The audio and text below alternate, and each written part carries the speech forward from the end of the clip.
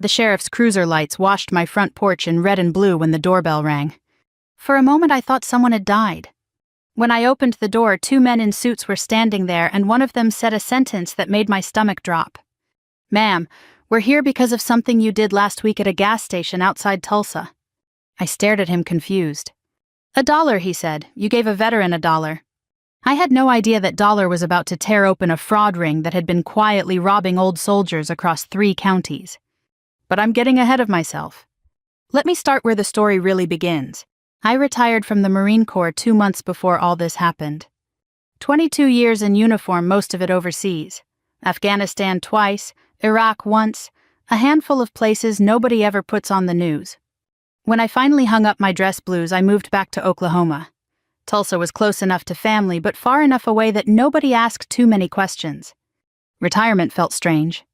In the Corps, every day had a mission. Civilian life mostly had grocery lists. That morning was nothing special, just a gray Oklahoma sky and the kind of cold wind that slips under your jacket no matter how tight you zip it. I had driven about 20 minutes outside Tulsa to fill up my truck.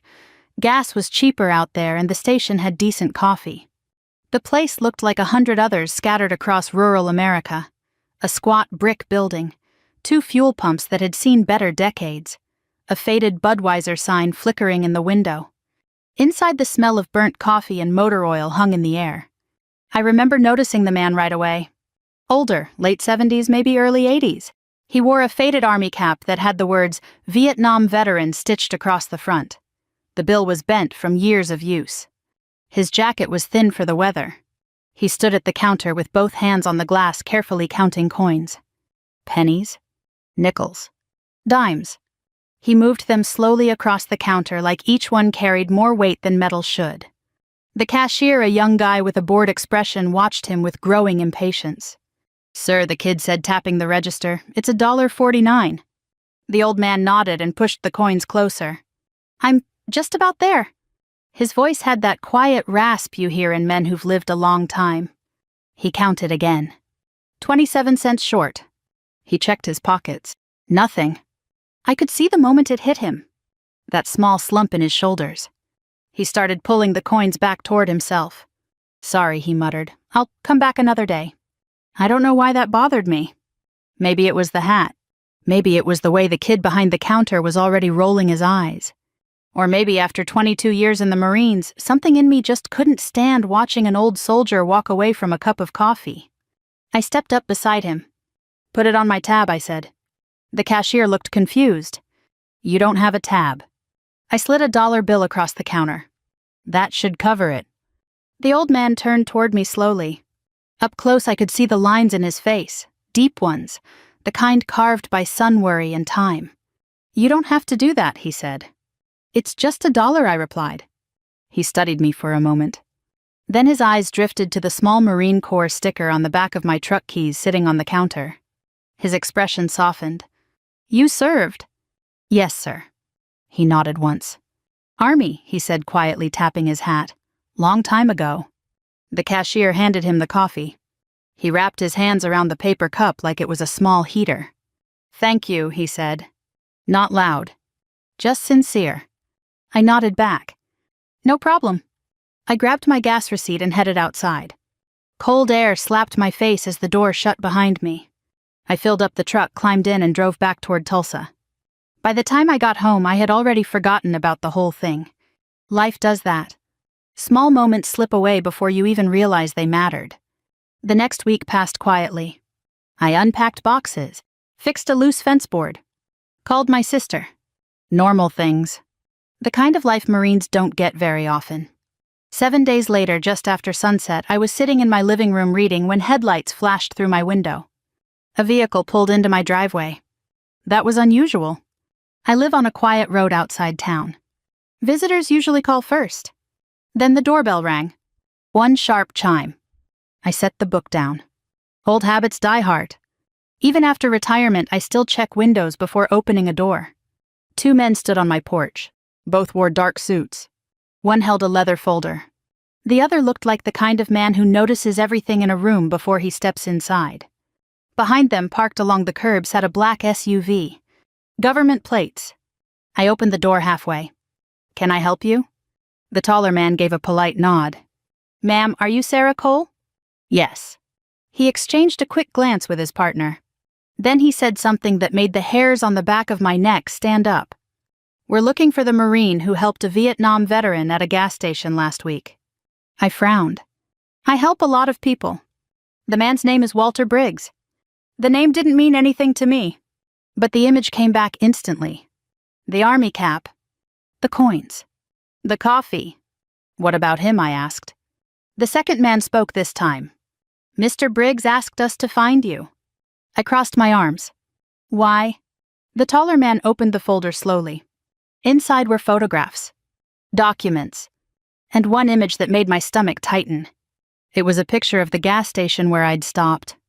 But this photo wasn't taken during the day. It was taken at night, with police tape across the doors. The man looked back up at me. "Because Ms. Cole," he said quietly, "that dollar you gave him may have exposed something very serious."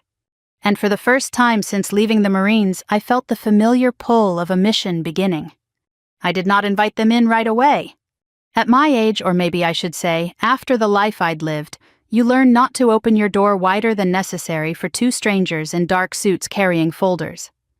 The taller one looked to be in his early 50s, clean-shaven, neat haircut, polished shoes. The other man was broader through the shoulders with silver at his temples, and the kind of stillness I'd seen in former law enforcement and old infantrymen, men who didn't waste motion. The wind moved dry leaves across my porch. I kept one hand on the edge of the door. "You said Walter Briggs asked you to find me." I said, "Who are you?" The taller man reached into his coat slowly, careful not to make the kind of movement that raises alarms. He handed over a wallet ID.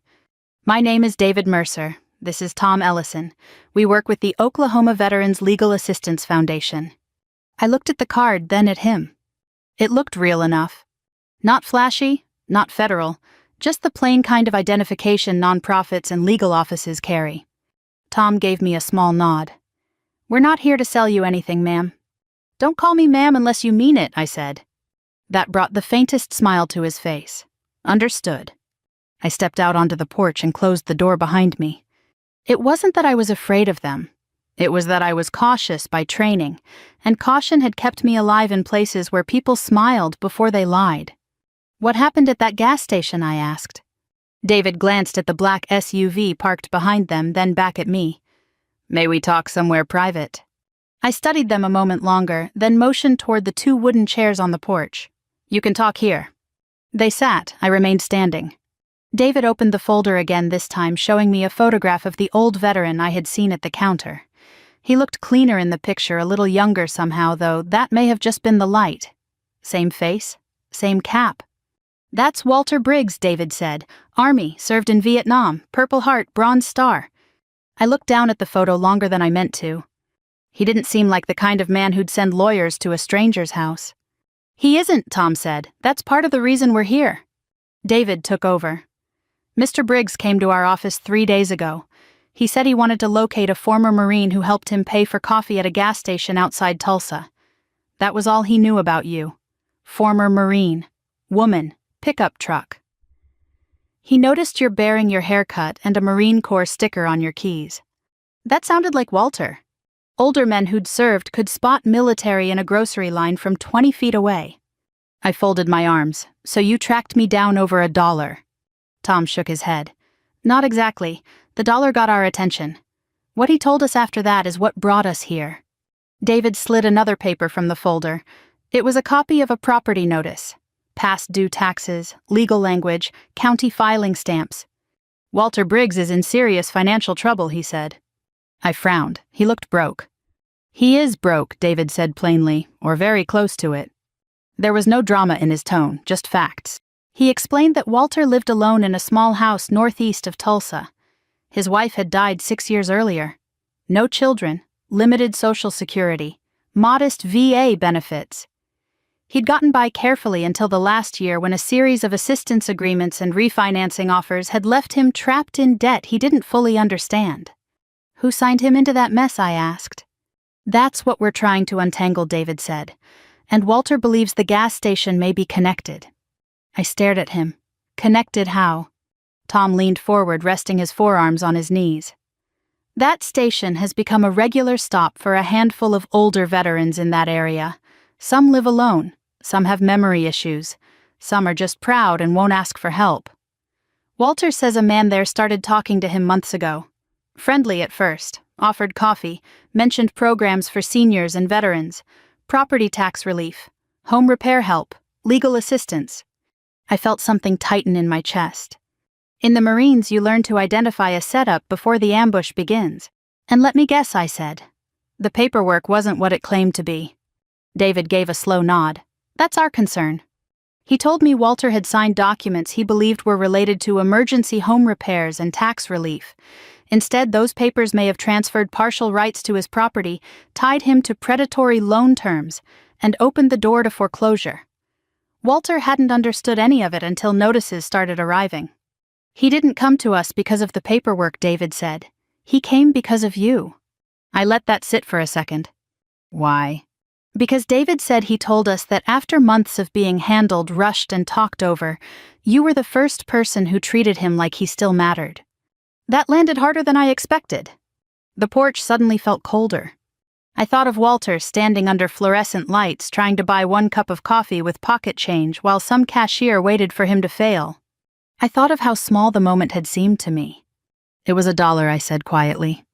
Tom looked up at me. To you. None of us spoke for several seconds. A dog barked somewhere down the road. A pickup truck passed in the distance, tires humming on the highway. Finally, I asked, why didn't he just go to the police? David exhaled. He did. Sort of. He made a report, but there wasn't much to go on. The paperwork had signatures. The people involved used legal-looking companies. Everything was arranged just carefully enough to look voluntary. Tom added, and men like Walter often feel ashamed. They think getting fooled means they failed some basic test of common sense. I had seen that kind of shame before, strong people blaming themselves for being targeted at a weak moment. David closed the folder halfway. We're building a case, or trying to. But Walter asked for one thing before anything else. He wanted to thank you. In person. I let out a breath through my nose. That's all. That's where it starts, David said. He'd like to see you tomorrow if you're willing. I should have said no. I had only been retired a couple of months. I was still figuring out who I was when nobody was issuing orders, and nobody expected me to solve the room I walked into. I had promised myself I would stay out of other people's trouble for a while. Plant a garden, fix up the house, learn how to live quietly. But something about the way they talked about Walter bothered me. Not pity. Respect. And something about the papers in that folder bothered me even more. Predators don't just steal money. They strip people of dignity first, makes the rest easier. Tomorrow when I asked, David's face relaxed a little. 10 in the morning, we can drive you or you can follow us. I'll drive myself. Tom nodded like he expected that answer. David handed me a business card with an address written on the back. His place is in Claremore, small white house off an old county road. We'll be there. I took the card. Before I agree to anything else, I said, answer one question honestly. David waited. Was the gas station raided because of Walter? The 2 men exchanged a glance. Then Tom answered, no, not because of Walter alone. He paused. Because Walter may not be the only veteran they've done this to. That was the first moment I understood this wasn't about one old man being cheated. This was a pattern. A method. Maybe even a business model. David stood, and Tom rose with him. They thanked me for my time and walked down the steps without another wasted word. The black SUV backed carefully from my drive and disappeared into the night. I stayed on the porch long after the taillights were gone. The air smelled like dry grass and wood smoke. I looked down at the card in my hand, then at the darkness around my yard. The Marines teach you that trouble usually announces itself in pieces. A detail here, a bad feeling there, a loose thread on what looks like a finished coat. The wise move is to pay attention before the whole thing unravels. The next morning I drove northeast under a pale sky and followed 2-lane roads through stretches of winter pasture and old fence lines. Walter's address took me past a feed store, a church with a hand-painted sign, and a row of modest houses built back when people expected one home to last a lifetime. His place was a small white house with peeling trim and a sagging porch. The yard was neat, though. That told me more than the condition of the siding. Men who have given up don't usually keep a neat yard. Walter was already outside when I pulled in. He stood with one hand on a cane and the other tucked into his jacket pocket. Same army cap, same weathered face. When he saw me get out of the truck, he straightened a little. For a second, his eyes went bright. Then he gave me a nod like we were meeting on equal terms. "Marine," he said. I walked toward him and nodded back. "Army." He smiled at that. "Small, real." "I was hoping you'd come," he said. I looked past him at the house, at the cracked steps, at the patched roof over the porch. Then I looked back at him. "Tell me what they did to you, Walter," I said. And the way his smile faded told me I was not going to like the answer. Walter didn't answer right away. Instead, he motioned toward the porch. "Coffee?" he asked. The way he said it made me think about that gas station again. The coins, the hesitation, the pride of a man who had spent a lifetime standing on his own feet. "Sure," I said. We climbed the steps slowly. His cane tapped each board with a soft wooden knock. The porch sagged a little under our weight, but held steady. Inside the house smelled like old wood and fresh coffee. Not fancy coffee, just the simple kind brewed in a glass pot that had probably been used for 20 years. The living room was tidy but worn. A small couch, 2 armchairs, a bookshelf filled with paperbacks, and a few military history titles. On one wall hung a framed photograph of a young soldier in jungle fatigues. Walter noticed me looking. "That was taken in '69, he said. Quang Tri Province." The young man in the picture looked lean, tough, and determined. A different world away from the man standing beside me now. "You were infantry," I said. He chuckled softly. "You can tell. The way you stand." That made him smile again. He poured 2 cups of coffee and handed one to me. His hands trembled slightly, but the movement was practiced. We sat at the small kitchen table. For a few seconds, we just drank. The quiet felt comfortable the way it sometimes does between people who have worn the same uniform even if decades apart. Finally, I said, "Those men told me someone's been taking advantage of you." Walter stared down into his coffee. "Not just me," he said. He took a slow breath before continuing. "About a year ago, a man started coming around the gas station where you saw me. Friendly sort, mid-40s, nice truck, always buying coffee for folks." He paused. Said his name was Calvin Turner. I leaned back in the chair. What did he want? At first, nothing Walter said. Just talked, asked about the army, asked about the war, asked about my house. My jaw tightened slightly. "Predators start with conversation," I said. Walter nodded. He said he worked with a company that helped seniors and veterans with home repairs and tax paperwork. Claimed the county had programs we didn't know about. And you believed him? He didn't look embarrassed. He looked tired. "I checked the papers," he said quietly. Or at least I thought I did. He reached for a small stack of documents sitting on the table. Contracts. Loan agreements. Legal language packed so tightly it might as well have been another language. "I signed 3 things," Walter said. "One for roof repairs, one for property taxes, one for something called a temporary lien." I flipped through the pages. Every document had neat signatures, stamps, notary seals. But the terms were brutal. High interest. Transfer clauses. Accelerated payment triggers. "Jesus," I muttered. Walter gave a small shrug. By the time the notices started showing up, I realized what I'd done.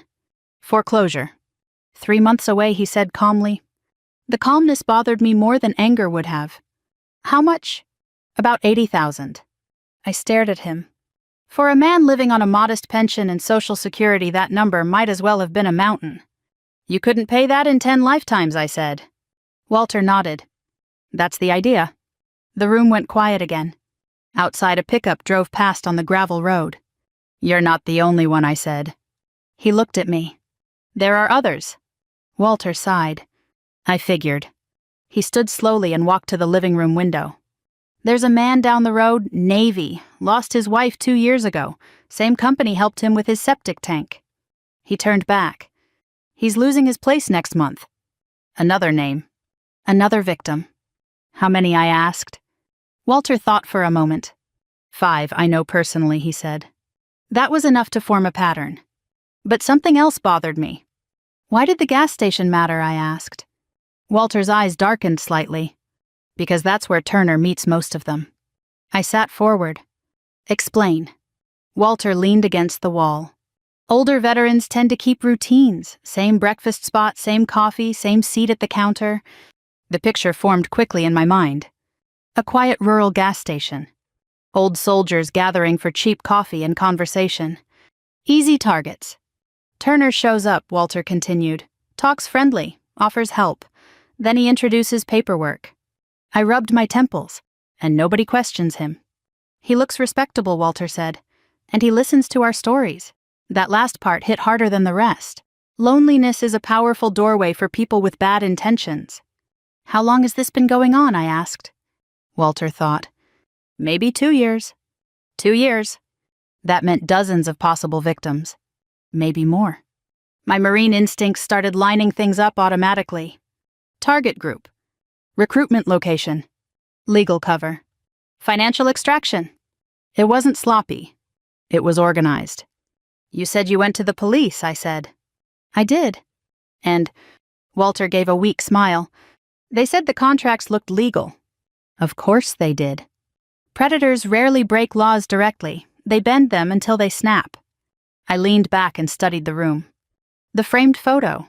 The worn couch. The old man standing in front of me trying to stay dignified while his life was quietly being stripped away. You didn't ask those men to investigate because of the money, I said. Walter shook his head. Number. Then why? He looked at me with the same calm eyes he had at the gas station. Because when you put that dollar down, you didn't treat me like I was finished. The words hung in the room. He continued. Most folks don't look at old men very long. We remind them of things they don't want to think about. I didn't say anything. He sat back down at the table. I figured if a Marine was willing to stand up for a stranger over a cup of coffee, he said maybe she'd stand up when something worse was happening. I let out a slow breath. Retirement suddenly felt a lot farther away than it had yesterday. What do you want me to do? I asked. Walter looked surprised. Nothing, he said quickly. I didn't bring you here for that. But you hoped I said. He didn't answer. He didn't need to. The Marines teach you something simple. When you see someone being pushed down and you have the ability to stop it doing nothing, becomes its own kind of decision. I stood up from the table. Walter watched me carefully. What are you thinking? He asked. I looked at the stack of contracts again. Then at the photo of young soldiers on his wall. Then back at him. I'm thinking, I said slowly, that Calvin Turner made a very big mistake. Walter frowned. What mistake? I slid the papers back into a neat stack. He picked on the wrong group of people. Walter gave a tired chuckle. Old veterans. No, I said. I picked up my truck keys. Veterans who still have friends. He studied me for a moment. Marine, he said carefully, this kind of thing can get complicated. I nodded. Complicated doesn't scare me. He tapped his cane lightly on the floor. What scares you? I opened the door and looked back at him. People who think nobody's paying attention. The cold Oklahoma air rolled into the room. And somewhere in the back of my mind, something old and familiar woke up. The kind of feeling you get right before a mission begins. By the time I got back to my truck, I already knew I wasn't going to let it go. That was the truth of it. I stood beside the driver's door for a moment, looking across Walter's yard at a line of bare winter trees and a sagging fence that probably needed replacing 10 years ago. The place wasn't much by real estate standards, but it was his. A man's last years ought to be lived in the home he earned, not in some rented room because a smooth-talking parasite figured out how to wrap theft in legal paper. I got in the truck and shut the door. For a long minute I didn't turn the key. Instead, I sat there with both hands on the wheel and felt the old machinery in my mind begin to turn. Not anger, exactly. Anger burns hot and fast. This was colder than that, more useful. The same part of me that used to look at a village map, a convoy route, a half-truth in a briefing and start asking where the weak points were. Predators rely on isolation. That was the first thing I knew for certain. They separate people from information, from confidence from one another. They make every victim feel alone and foolish. Once shame does its work, the rest becomes easier. I started the truck and drove straight home, but I didn't stay there long. I made a pot of coffee, sat at my kitchen table, and spread out a legal pad like I used to before inspections. At the top of the page, I wrote 3 names. Walter Briggs Calvin Turner gas station outside Tulsa. Then I added a 4th line. Who benefits? That question matters in any situation involving fraud, war, or politics.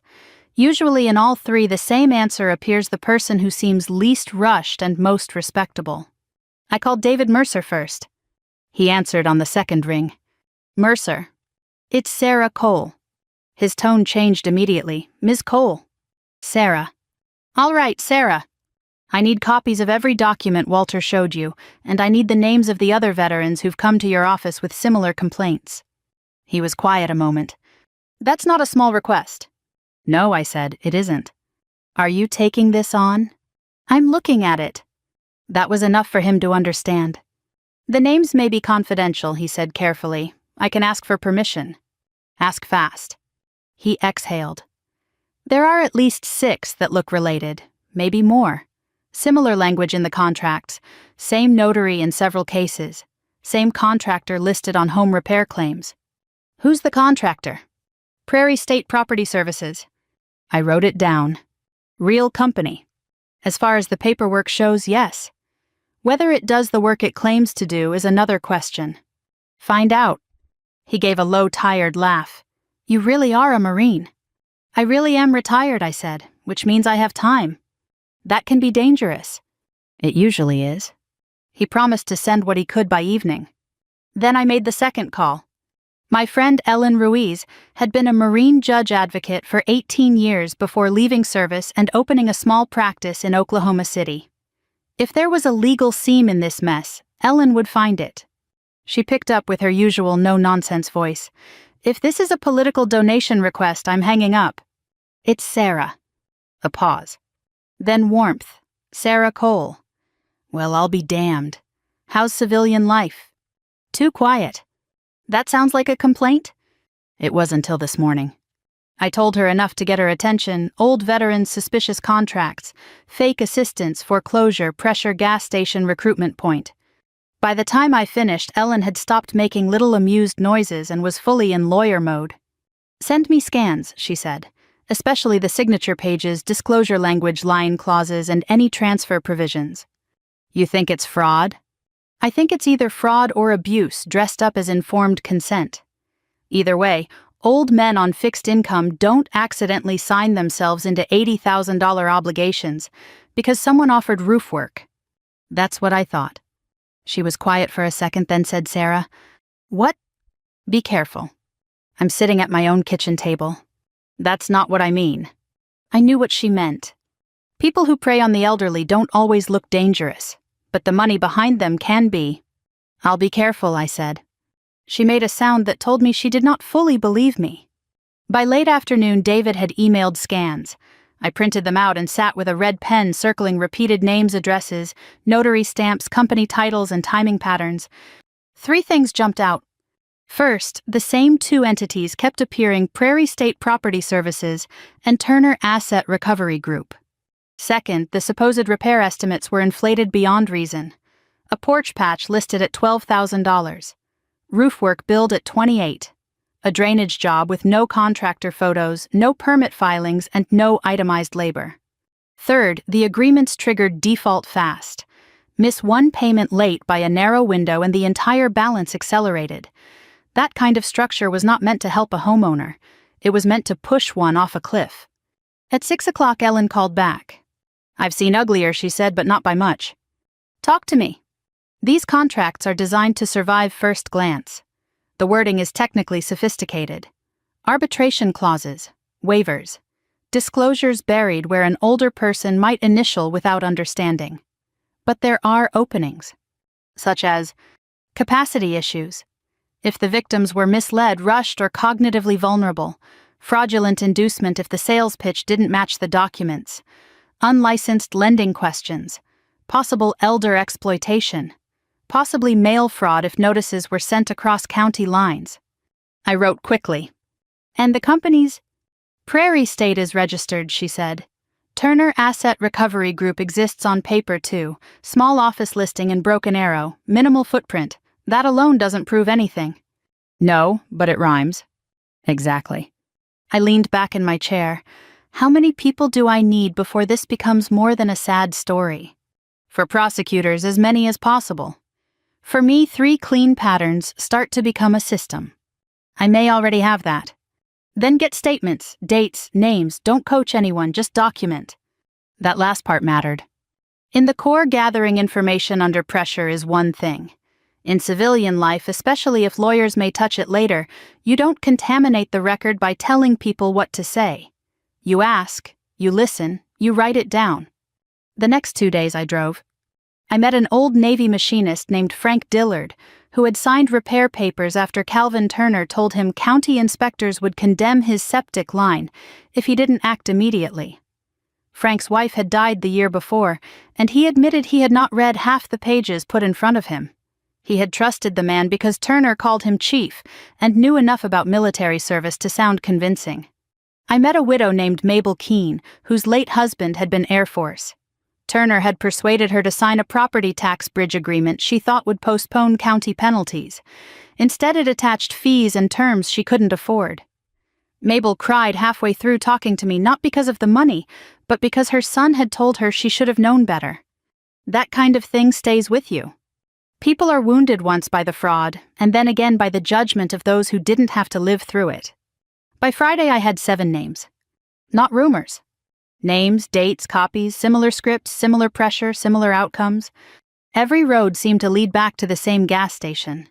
Same coffee counter, same cluster of older veterans, same friendly middleman with a smile and a form. I drove out there just after dawn on Saturday and parked across the road near an old farm supply lot. I brought a thermos and watched through the windshield. By 6:30, pickups began rolling in. By 7, a regular crowd had formed inside.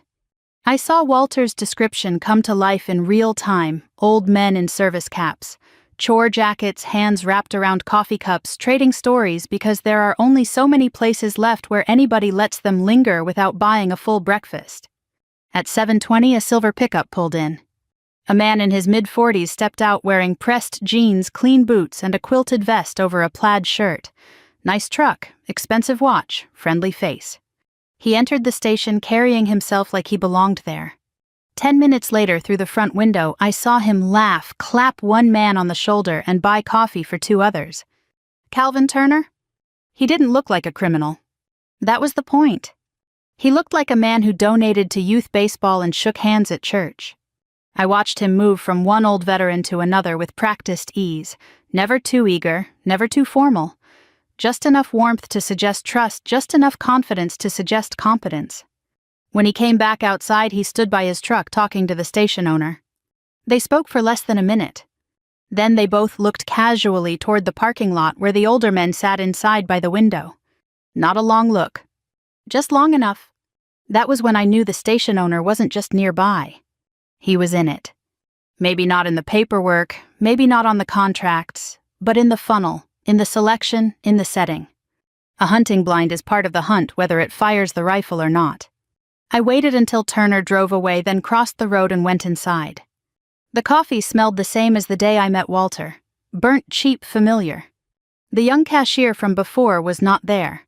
Behind the register stood a heavier man in his 50s with a red face and a name patch that read Dale.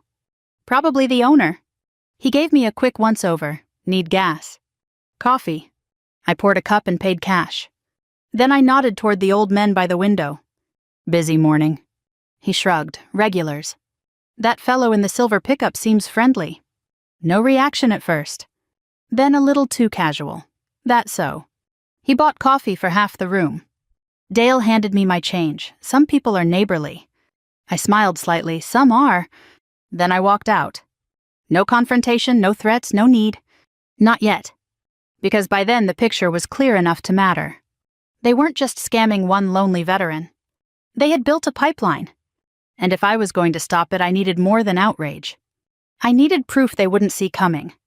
The Marines teach you something about patience. People assume military work is all speed and aggression, charging hills, breaking doors, making noise. But the truth is that the most effective operations usually begin quietly. Observation first, movement second, action last. That's the mindset I carried into the next phase. By Monday morning, I had a list of 8 veterans who had dealt with Calvin Turner or one of his companies. 8 separate contracts, 8 similar stories, 8 homes sitting under the shadow of foreclosure notices. 8 is not a coincidence. 8 is a system. I sat at my kitchen table again with Ellen on speakerphone while we reviewed the papers one more time. "You're right about one thing," she said. "This is organized." "That's what worries me." "It should," she replied. Predatory lending rings that target seniors usually run on volume. The more victims, the harder it becomes for any one case to stand out. "But they also get sloppy," I said. Eventually, she agreed. We went through the contracts line by line again. Ellen pointed out something I had missed. "Look at the arbitration clause." I flipped to the section. "Standard legal boilerplate," I said. "Not quite. The clause forces disputes into a private arbitration company located in Texas. So that company handles a lot of cases for firms accused of predatory lending. It's not illegal, but it's a pattern." That word again? Pattern. In the core, patterns mean predictability. Predictability means opportunity. "So how do we break it?" I asked. Ellen paused. "Turner needs to believe he's about to land a very profitable client." That got my attention. "You're talking about bait." "I'm talking about documentation," she corrected calmly. "Which looks suspiciously like bait. Only if you say it that way." I leaned back in my chair. "You think he'll take the hook?" "If he's as confident as you say, yes. Predators grow bold when their tricks keep working. Confidence is often their weakest point." By that afternoon, David Mercer had arranged a quiet meeting at his office with 3 of the veterans who had already filed complaints. Walter came too. He sat beside me at the table while the others spoke. Frank Dillard, the Navy machinist, told his story again, this time with dates, names, and copies of the paperwork he had signed. The anger in his voice was clearer now that he knew he wasn't alone. Mabel Keene brought a grocery sack filled with letters she had received from Turner's company. Late notices, legal warnings, threats of property seizure. She wiped her eyes while she talked.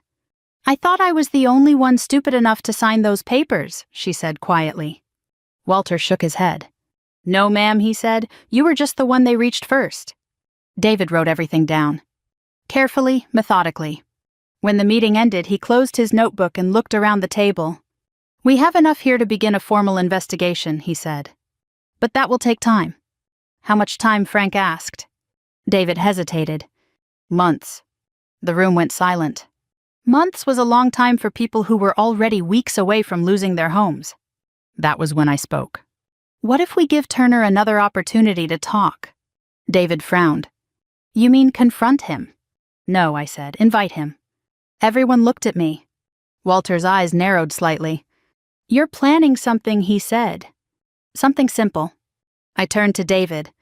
"You told me Turner is always looking for new clients." "Yes." "Then let's introduce him to one." David leaned back slowly. "You." "Exactly." Ellen's voice came through the phone speaker. "That could work." Walter looked uneasy. "Marine," he said quietly. "Men like Turner don't like being cornered." "I'm not cornering him," I replied. "I'm letting him walk into the room." That difference mattered. The plan took shape over the next 2 days. David arranged for word to reach Turner that a recently retired Marine had inherited land outside Tulsa and was interested in property restructuring. That phrase appeared often in Turner's paperwork. Predators recognize their own language. Sure enough, by Wednesday morning, David received a call from a polite voice asking if this Marine might be interested in discussing financial solutions. Hook set. Meeting scheduled for Friday afternoon. Location: David's office conference room. Walter insisted on being there. "I started this mess," he said. "You didn't start it," I told him. "But I'll finish watching it," he replied. Friday arrived cold and gray. I wore simple civilian clothes. Jeans, boots, a jacket.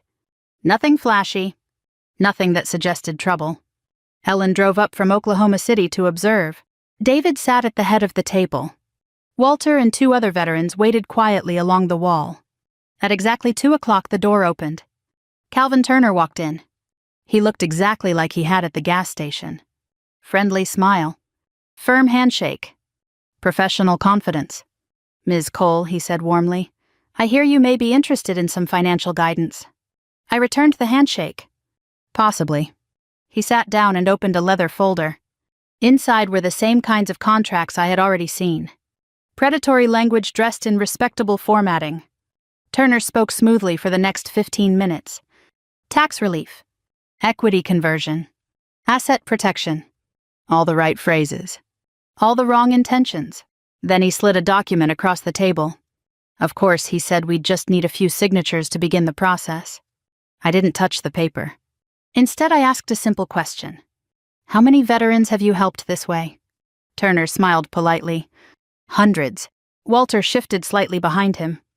Turner didn't notice. And how many lost their homes, I asked. The smile flickered. I'm not sure what you mean. David leaned forward. I believe she means Walter Briggs. Turner froze. Slowly he turned around. Walter stood there quietly with his cane. Frank and Mabel stood beside him. Turner's confident expression drained away. The room felt very small suddenly. You set me up, Turner said softly. I shook my head. No, I replied. You walked in. David opened a new folder. Inside were copies of every contract we had gathered. Every victim. Every pattern. Every signature. And just outside the conference room door waiting patiently were 2 investigators from the State Attorney General's office. Turner looked at the stack of papers. Then at the veterans behind him. For the first time since I had seen him, he looked uncertain.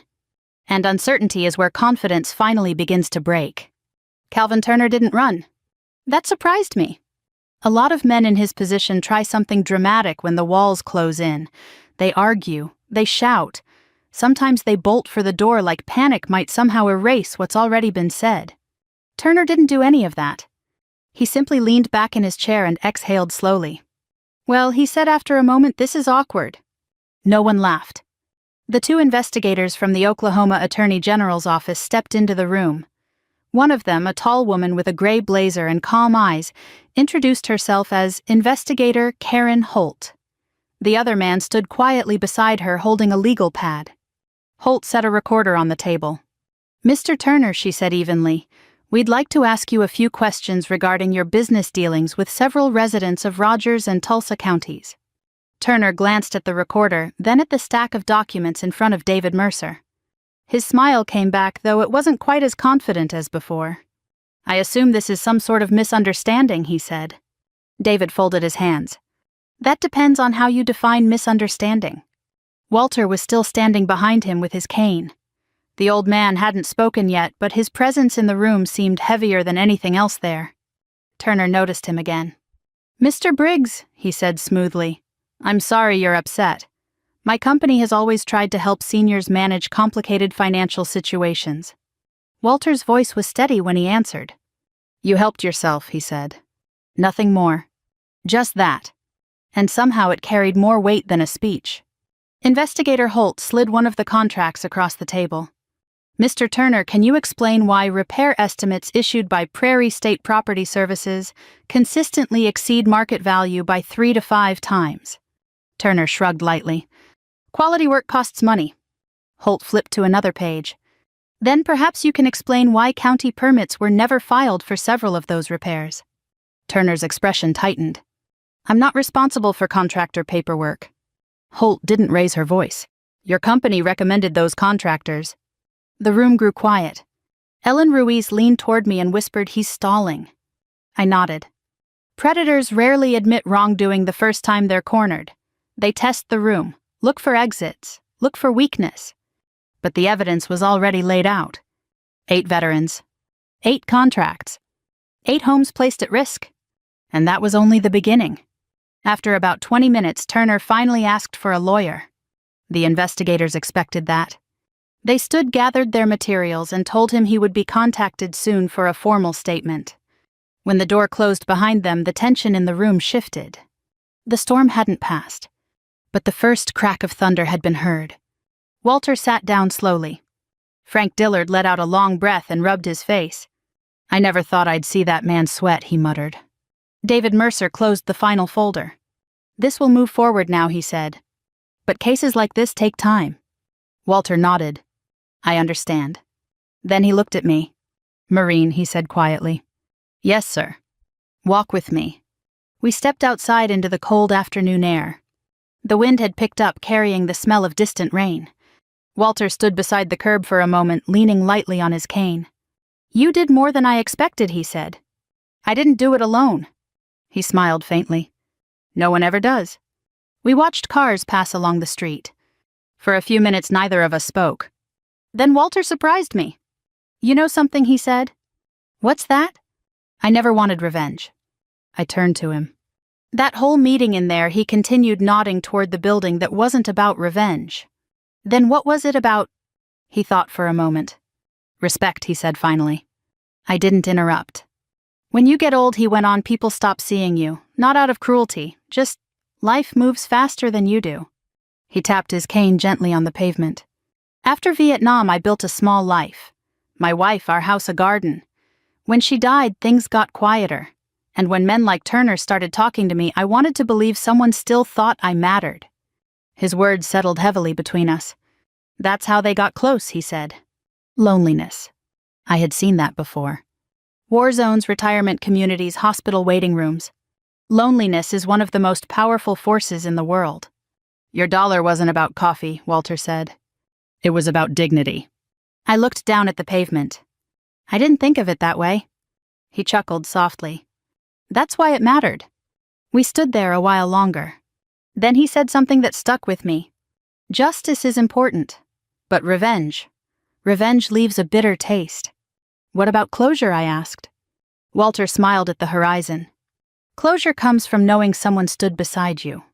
Inside the office, David and Ellen were still talking with the investigators. Outside, the sky was beginning to darken. Rain clouds rolling across Oklahoma farmland. Walter shifted his weight and looked at me again. You gave me something that morning at the gas station, he said. What's that? Courage to ask for help. I nodded slowly. And today, he added, you helped a lot more people than just me. For a man who had once led Marines into combat zones, it felt strange hearing that. But sometimes the quiet battles matter more than the loud ones. A week later, the investigation became public. Local news stations ran short stories about a financial scheme targeting elderly veterans. More names came forward. More contracts surfaced. The case grew larger than any of us expected. But Walter's house remained standing. And for him, that was enough. The gas station looked different 3 months later. Not because the building had changed. The same old brick walls were there, the same faded beer signs in the windows, the same 2 pumps standing out front like tired sentries.